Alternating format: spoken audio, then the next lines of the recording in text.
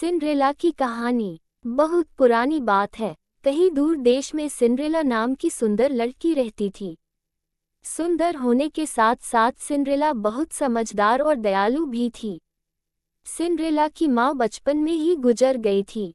माँ के गुजरने के बाद सिंड्रेला के पिता ने दूसरी शादी कर ली थी। अब वह अपने पिता, सौतेली माँ और दो सौतेली बहनों के साथ रहा करती थी। सौतेली माँ और बहनों को सिंड्रेला बिल्कुल पसंद नहीं थी। उसकी सुंदरता और समझदारी से वे तीनों हमेशा जलती थीं, क्योंकि उसकी दोनों सौतेली बहनों के पास न अच्छी शक्ल थी और न ही अक्ल। एक दिन की बात है, सिंड्रेला के पिता को किसी काम के लिए बाहर जाना पड़ा।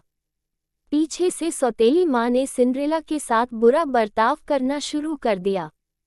सबसे पहले तो उसने सिंड्रेला की खूबसूरत पोशाक उतरवा ली और उसे नौकरानियों वाले कपड़े पहनवा दिए। इसके बाद उन तीनों ने सिंड्रेला के साथ नौकरानी जैसा बर्ताव करना शुरू कर दिया।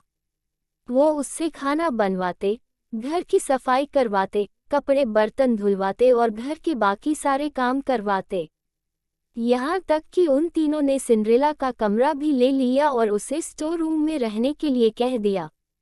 बेचारी सिंड्रेला के पास उनकी बात मानने के अलावा कोई चारा नहीं था। आसपास के पेड़ों पर रहने वाले पंछी और स्टोर रूम के चूहों के अलावा सिंड्रेला का और कोई दोस्त नहीं था। वह दिन भर काम करती और रात में अपने दोस्तों से बात करते करते सो जाया करती थी। जिस देश में सिंड्रेला रहती थी, एक दिन वहां के राजा के सिपाहियों ने बाजार में घोषणा की कि राजकुमार की शादी के लिए राजा ने महल में एक समारोह का आयोजन करवाया है। इस समारोह के लिए उन्होंने नगर की विवाह योग्य सभी लड़कियों को आमंत्रित किया है। सिंड्रेला की बहनों ने जैसे ही यह घोषणा सुनी, वे दोनों दौड़ती हुई अपनी माँ के पास पहुंची और उन्हें सारी बात बताई। उनकी माँ के कहा कि इस समारोह में सबसे सुंदर तुम दोनों ही लगोगी। राजकुमार का विवाह तुम दोनों में से किसी एक के अलावा किसी और के साथ नहीं होगा। इस बात को सिंड्रेला ने भी सुना और उसके मन में भी समारोह में जाने की इच्छा हुई, लेकिन इस बारे में अपनी सौतेली माँ से बात करने में उसे बहुत डर लग रहा था। उसकी सौतेली माँ और बहनें समारोह में जाने की तैयारी करने लगीं। उन्होंने नए कपड़े सिलवा लिए और नए जूते भी खरीद लिए। वो दोनों हर रोज इस बात का अभ्यास करती थी कि जब वो राजकुमार से मिलेंगी तो क्या बात करेगी और कैसे बात करेगी। आखिरकार समारोह का दिन आ ही गया। दोनों बहनें समारोह में जाने के लिए बहुत उत्साहित थीं। उन दोनों ने सुबह से ही समारोह में जाने की तैयारी शुरू कर दी थी। सिंड्रेला ने भी अपनी दोनों बहनों की मदद की। अपनी बहनों को पूरी तरह तैयार करने के बाद सिंड्रेला ने बहुत हिम्मत जुटाई और अपनी सौतेली माँ से पूछा कि माँ, अब मैं भी विवाह योग्य हो गई हूँ, क्या मैं भी समारोह में जा सकती हूँ? ये सुनकर वे तीनों जोर जोर से हंसने लगी और कहा, राजकुमार को अपने लिए पत्नी चाहिए, नौकरानी नहीं। ये कहकर वो तीनों वहां से चली गईं। उनके जाने के बाद सिंड्रेला बहुत उदास हो गई और रोने लगी। तभी उसके सामने एक तेज रोशनी आई, जिसमें से एक परी निकली। परी ने सिंड्रेला को अपने पास बुलाया और कहा, मेरी प्यारी सिंड्रेला, मैं जानती हूँ कि तुम क्यों दुखी हो, लेकिन अब तुम्हारे मुस्कुराने का समय आ गया है। तुम भी उस समारोह का हिस्सा बन पाओगी। इसके लिए मुझे सिर्फ एक कद्दू और 5 चूहों की जरूरत है। सिंड्रेला कुछ समझ नहीं पाए, लेकिन फिर भी उसने बिल्कुल वैसा ही किया जैसा परी ने कहा। वह दौड़ती हुई किचन में गई और एक बड़ा सा कद्दू उठा लाई। उसके बाद वह स्टोर रूम में गई और अपने मित्र चूहों को ले आई। सब कुछ मिल जाने के बाद परी ने अपनी जादुई छड़ी को घुमाया और कद्दू को एक बगी में बदल दिया। फिर वह चूहों की तरफ मुड़ी। उसने 4 चूहों को खूबसूरत सफ़ेद घोड़ों और एक चूहे को बगी चलाने वाला बना दिया। ये सब देखकर सिंड्रेला को अपनी आंखों पर विश्वास नहीं हुआ। इससे पहले कि वह कुछ पूछ पाती, परी ने अपनी छड़ी घुमाई और सिंड्रेला को एक खूबसूरत राजकुमारी की तरह सजा दिया। उसके शरीर पर एक बहुत सुंदर गाउन था और पैरों में चमचमाते जूते। वह समारोह में जाने के लिए पूरी तरह तैयार थी और इस खुशी से वह फूली नहीं समा रही थी। परी ने सिंड्रेला से कहा, अब तुम समारोह में जाने के लिए पूरी तरह तैयार हो, लेकिन ध्यान रखना रात को 12 बजे से पहले तुम्हें घर पहुंचना होगा, क्योंकि 12 बजे के बाद जादू का असर खत्म हो जाएगा और तुम अपने असली रूप में आ जाओगी। सिंड्रेला ने परी को धन्यवाद कहा और बगी में बैठकर महल की ओर निकल पड़ी। जैसे ही सिंड्रेला महल पहुंची सबकी नज़र उस पर आ टिकी। उसकी सौतेली माँ और बहनें भी वहीं थीं, लेकिन वह इतनी खूबसूरत लग रही थी कि वे तीनों भी उसे पहचान नहीं पाए। तभी सिंड्रेला ने देखा कि राजकुमार सीढ़ियों से उतरते हुए नीचे आ रहे हैं। सब लोग उनकी तरफ देखने लगे। जैसे ही राजकुमार की नज़र सिंड्रेला पर पड़ी, वे उसे देखते ही रह गए। समारोह में मौजूद सभी राजकुमारियों के पास न जाकर राजकुमार सीधे सिंड्रेला के पास आए और अपना हाथ उसकी ओर बढ़ाते हुए कहा कि राजकुमारी, क्या आप मेरे साथ डांस करना पसंद करेगी? सिंड्रेला ने शर्माते हुए अपना हाथ राजकुमार के हाथ में दे दिया और दोनों डांस करने लगे।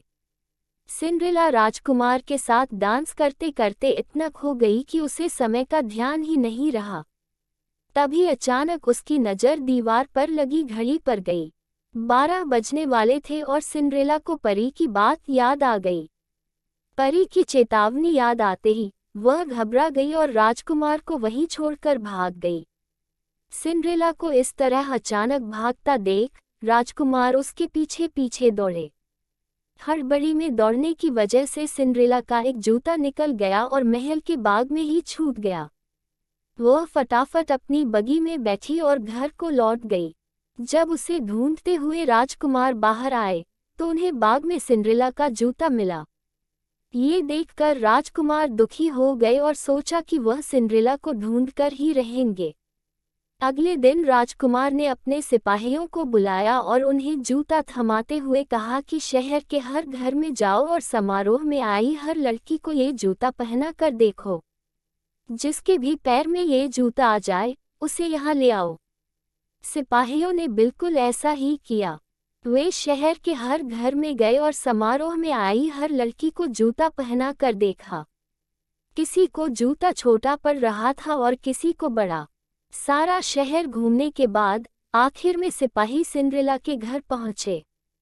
जैसे ही सिंड्रेला ने सिपाहियों को देखा तो वह समझ गई कि ये राजकुमार के कहने पर आए हैं और वह खुशी से दरवाजे की तरफ दौड़ी। उसी समय उसकी सौतेली माँ ने उसका रास्ता रोक लिया। सौतेली माँ ने सिंड्रेला से पूछा, तुम कहाँ चली? सिपाही उस लड़की के लिए आए हैं जो कल रात समारोह में थी। तुम तो कल आई ही नहीं थी, तो तुम नीचे जाकर क्या करोगी? ऐसा कहकर उन्होंने सिंड्रेला को स्टोर रूम में बंद कर दिया और चाबी अपनी जेब में रख ली। जब सिपाही जूता लेकर घर में आए तो उसकी दोनों बहनों ने उस जूते को पहनने की कोशिश की, लेकिन वो दोनों नाकाम रहीं।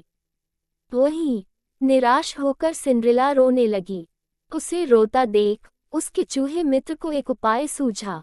दरवाजे के नीचे से निकलकर वह दौड़ते हुए नीचे गया और चुपके से सौतेली माँ की जेब से चाबी निकाल लाया और सिंड्रेला को दे दी। चाबी मिलते ही सिंड्रेला ने दरवाजा खोला और दौड़ती हुई नीचे गई। सिपाही महल की ओर लौट ही रहे थे कि तभी उन्हें सिंड्रेला की आवाज़ आई, मुझे भी जूता पहन कर देखना है। ये सुनकर सौतेली माँ और बहनें हंसने लगीं, लेकिन सिपाही ने सिंड्रेला को भी जूता पहनने का मौका दिया। जैसे ही उसने पैर जूते में डाला, वह आसानी से उसके पैर में आ गया। ये देखकर सभी चौंक गए और सिपाही ने सिंड्रेला से पूछा, क्या ये जूता आपका है? इस पर सिंड्रेला ने हाँ में अपना सिर हिलाया। सिपाही सिंड्रेला को बगी में बिठाकर महल ले गए, जहां उसे देखकर राजकुमार बहुत खुश हुए। उन्होंने सिंड्रेला के सामने शादी का प्रस्ताव रखा, जिसे उसने प्रसन्नता से स्वीकार कर लिया। राजकुमार और सिंड्रेला की शादी हो गई और वो हमेशा खुशी खुशी महल में रहने लगे। तो दोस्तों, ये कहानी आपको पसंद आई हो तो लाइक करें और कमेंट करके अवश्य बताएं और अपने दोस्तों के साथ शेयर करें और चैनल पर पहली बार आए हो तो सब्सक्राइब करना मत भूलें। धन्यवाद।